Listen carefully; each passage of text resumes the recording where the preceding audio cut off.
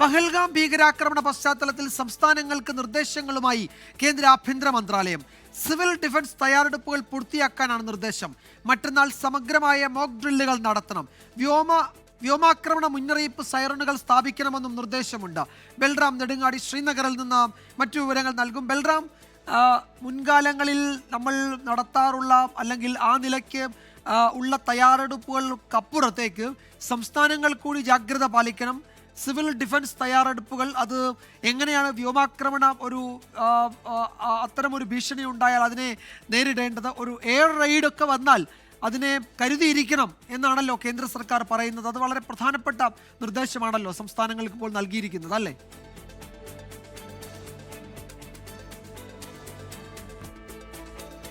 തീർച്ചയായും വിജയകുമാർ, കാർഗിൽ യുദ്ധസമയത്ത് പോലും നൽകാത്ത തരത്തിലുള്ള ഒരു ജാഗ്രതാ നിർദ്ദേശം അല്ലെങ്കിൽ ഒരു മുന്നൊരുക്കത്തിനുള്ള നിർദ്ദേശമാണ് സംസ്ഥാനങ്ങൾക്ക് കേന്ദ്ര ആഭ്യന്തര മന്ത്രാലയം ഈ ഒരു പഹൽഗാം ഭീകരാക്രമണത്തിനെ തുടർന്നുണ്ടായ ഈ ഒരു സംഘർഷ സാഹചര്യത്തിൽ നൽകിയിരിക്കുന്നത് എന്നുള്ളത് ഏറെ ശ്രദ്ധേയമാണ്.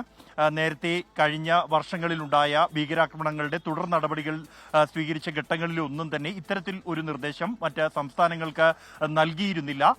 എന്നാൽ ഈ പഹൽഗാം ഭീകരാക്രമണത്തിന് പിന്നാലെ അതിർത്തി മേഖലകളിൽ അതീവ ജാഗ്രത പുലർത്തുന്നതിനിടെയാണ് സംസ്ഥാനങ്ങളിൽ പൊതുജനങ്ങൾക്ക് ഒപ്പം വിദ്യാർത്ഥികൾക്കും ഇത്തരത്തിൽ ഒരു എയർ റെയ്ഡ് ഉണ്ടാവുകയാണെങ്കിൽ അതിനെ ഏത് തരത്തിൽ നേരിടണം എന്നതുമായി ബന്ധപ്പെട്ട് പരിശീലനം നൽകുന്നതിനായി മോക്ക് ഡ്രില്ലുകൾ സംഘടിപ്പിക്കാനുള്ള ഒരു നിർദ്ദേശം കേന്ദ്ര ആഭ്യന്തര മന്ത്രാലയം നൽകിയിരിക്കുന്നത്. മറ്റന്നാൾ ഈ ഡ്രിൽ സംഘടിപ്പിക്കാനാണ് നിർദ്ദേശം. അത് ഇത്തരത്തിൽ ഒരു ആക്രമണ സാധ്യതയുണ്ടാവുകയാണെങ്കിൽ അല്ലെങ്കിൽ ഒരു പ്രതികൂല സാഹചര്യം ഉണ്ടാവുകയാണെങ്കിൽ അതിൽ നിന്നും എങ്ങനെ രക്ഷപ്പെടണം എന്നതടക്കമുള്ള കാര്യങ്ങൾ സംബന്ധിച്ചുള്ള പരിശീലനം വിദ്യാർത്ഥികൾക്കും പൊതുജനങ്ങൾക്കും നൽകാനാണ് നിർദ്ദേശം. ഇതോടൊപ്പം തന്നെ ഒരു എയർ റെയ്ഡ് ഉണ്ടാവുകയാണെങ്കിൽ അതിന്റെ മുന്നറിയിപ്പ് നൽകാനുള്ള സൈറനുകൾ അത് സ്ഥാപിക്കാനുള്ള നിർദ്ദേശം നൽകിയിട്ടുണ്ട്.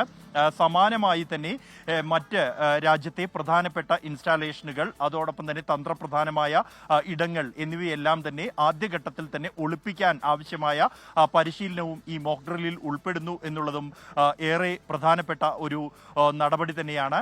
ഇത് അതിർത്തിയോട് ചേർന്ന് കിടക്കുന്ന നിർണായകമായ സംസ്ഥാനങ്ങൾക്കാണ് ഇത്തരത്തിൽ ഒരു നിർദ്ദേശം കേന്ദ്ര ആഭ്യന്തര മന്ത്രാലയം നൽകിയിരിക്കുന്നത്. അതേസമയം അതിർത്തിയിലും ജാഗ്രത തുടരുകയാണ്. പ്രധാനമായും ഈ അതിർത്തി മേഖലകളിലെ സൈനിക വിന്യാസം ഏതാണ്ട് പൂർത്തിയായിരിക്കുന്നു. ജമ്മു കശ്മീരിൽ കഴിഞ്ഞ ദിവസങ്ങളിലെല്ലാം തന്നെ വലിയ തോതിലുള്ള നീക്കങ്ങൾ കണ്ടുവെങ്കിൽ അതിനപ്പുറത്തേക്ക് ഇപ്പോൾ ഈ അതിർത്തിയിൽ ആയുധങ്ങളും സൈനികരെയും വിന്യസിച്ച് കഴിഞ്ഞിരിക്കുന്നു. ആ വിന്യാസ നടപടികൾ പൂർത്തിയായിരിക്കുന്നു എന്നുള്ളതും ഈ ഒരു ഘട്ടത്തിൽ ഏറെ പ്രധാനപ്പെട്ടതാണ്. അതേസമയം പാകിസ്ഥാന്റെ ഭാഗത്തു നിന്നും തുടർച്ചയായി പ്രകോപനം തുടരുകയാണ്.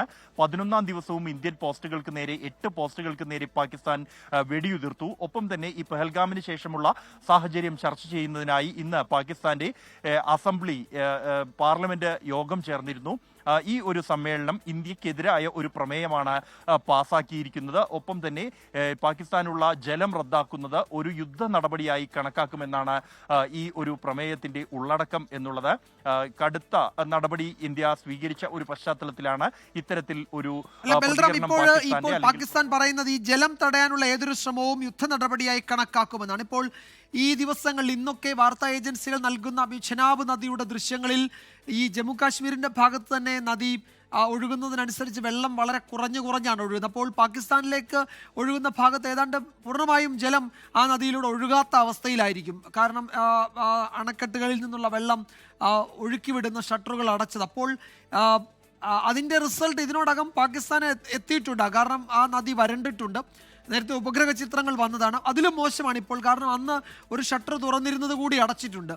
അപ്പോൾ പാകിസ്ഥാൻ ഈ പ്രമേയമൊക്കെ പാസ്സാക്കുന്നു എന്നതൊക്കെ എന്തെങ്കിലുമൊക്കെ നടപടിക്ക് അവർ സ്വമേധയാ തയ്യാറാകും എന്നതിൻ്റെ സൂചനയായി കാണാമോ? അതോ അതിൽ കേവലം ഈ പറയുന്ന ഇത്തരം പ്രമേയം പാസ്സാക്കലിലൊക്കെ അതിനപ്പുറത്തേക്കൊന്നും എന്തായാലും ഈ വാക്കാലുള്ള പ്രകോപനത്തിനപ്പുറത്തേക്ക് ഒന്നും പോകാനുള്ള സാധ്യത ഇല്ലല്ലോ, അല്ലേ?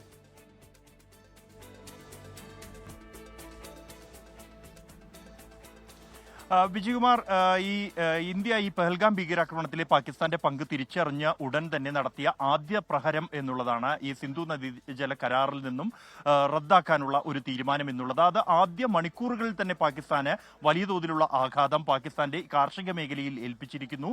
അതിന്റെ ഉപഗ്രഹ ചിത്രങ്ങൾ അടക്കം കണ്ടതാണ്. കൂടാതെ ഇന്ന് രാവിലെ ഈ ചെനാബ് നദിയിലെ അണക്കെട്ട് ഇന്ത്യ അടച്ചതിന് പിന്നാലെ തന്നെ വറ്റി വരണ്ട നദിയുടെ ദൃശ്യങ്ങളും പുറത്തു വന്നിട്ടുണ്ട്. ഒപ്പം തന്നെ ഇന്ന് അല്പസമയം മുമ്പ് ഈ പാകിസ്ഥാന്റെ IRSAയുടെ ഒരു റിപ്പോർട്ട് പുറത്തു വന്നിട്ടുണ്ട്. അതിൽ വ്യക്തമാക്കുന്നത് 21% ജല കമ്മി ഉണ്ടായിരിക്കുന്നു പാകിസ്ഥാന് എന്നുള്ളതാണ്. ഇത് ഖാരിഫ് വിളകളെ ബാധിക്കും എന്നും പാകിസ്ഥാന്റെ IRSA റിപ്പോർട്ട് ചെയ്യുന്നുണ്ട്. ഇത് വലിയ തോതിലുള്ള ആഘാതം പാകിസ്ഥാൻ ഉണ്ടാക്കും എന്ന് തന്നെയാണ് ഈ ഒരു പാർലമെന്റ് സമ്മേളനത്തിൽ അവതരിപ്പിച്ച പാസാക്കിയ പ്രമേയത്തിന്റെ ഉള്ളടക്കത്തിലും വ്യക്തമാകുന്നത്. എന്നാൽ ഈ പ്രകോപനം തുടരുന്നതിനോടൊപ്പം തന്നെ പാക് സൈന്യം ഈ ഒരു ഘട്ടത്തിൽ കഴിഞ്ഞ ചരിത്രത്തിൽ ഉണ്ടായ ഘട്ടങ്ങളിലെല്ലാം പോലെ തന്നെ ISIക്ക് അനുസരിച്ച് പ്രവർത്തിക്കുന്ന ഒരു വിഭാഗമാണ്. അതുകൊണ്ട് തന്നെ കഴിഞ്ഞ ദിവസങ്ങളിലെല്ലാം തന്നെ പാക് സൈന്യത്തിന്റെ ഭാഗത്തു നിന്നും ചില നടപടികൾ ഉണ്ടായിട്ടുണ്ട്. പ്രത്യേകിച്ച് അത് പാക് അധീന കശ്മീർ കേന്ദ്രീകരിച്ചുകൊണ്ടാണ് ഈ നടപടികൾ.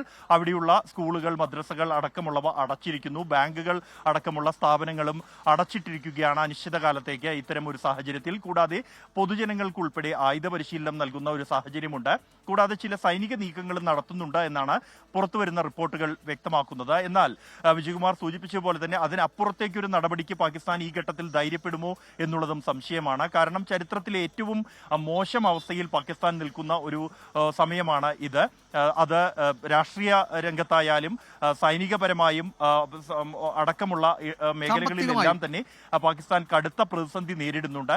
കാർഷിക മേഖലയെ ഈ വെള്ളം ഇന്ത്യ അടയ്ക്കുന്ന വലിയ തോതിൽ ബാധിക്കുമെന്നും ഉറപ്പാണ്. അതുകൊണ്ട് തന്നെ ഒരു സാഹസത്തിന് മുതിരുമോ എന്ന കാര്യം ഈ ഘട്ടത്തിലും സംശയമാണ്. വിജയകുമാർ.